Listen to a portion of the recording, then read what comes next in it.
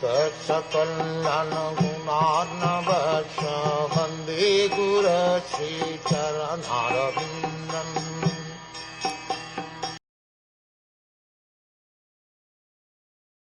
Swayambhuva Manu very gladly brought home the beautiful boy named Yagya, and Ruchi, his son-in-law, kept with him the daughter, Dakshina.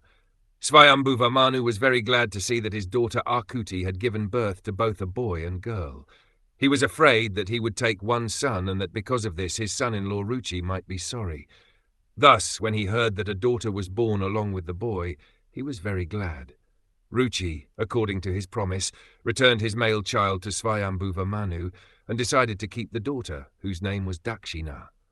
One of Lord Vishnu's names is Yagya because he is the master of the Vedas. The name Yagya comes from Yajusham Pati, which means Lord of all sacrifices. In the Yajur Veda there are different ritualistic prescriptions for performing yagyas, and the beneficiary of all such yagyas is the Supreme Lord, Vishnu. Therefore it is stated in Bhagavad Gita, Yagyathat Karmana. One should act, but one should perform one's prescribed duties only for the sake of Yagya, or Vishnu.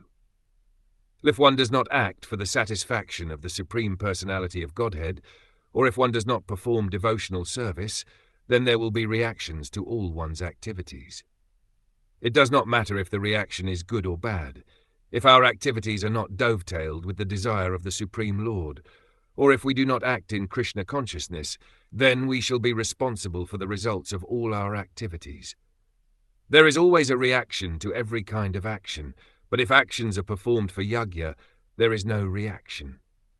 Thus, if one acts for Yagya, or the Supreme Personality of Godhead, one is not entangled in the material condition, for it is mentioned in the Vedas and also in Bhagavad Gita that the Vedas and the Vedic rituals are all meant for understanding the Supreme Personality of Godhead, Krishna.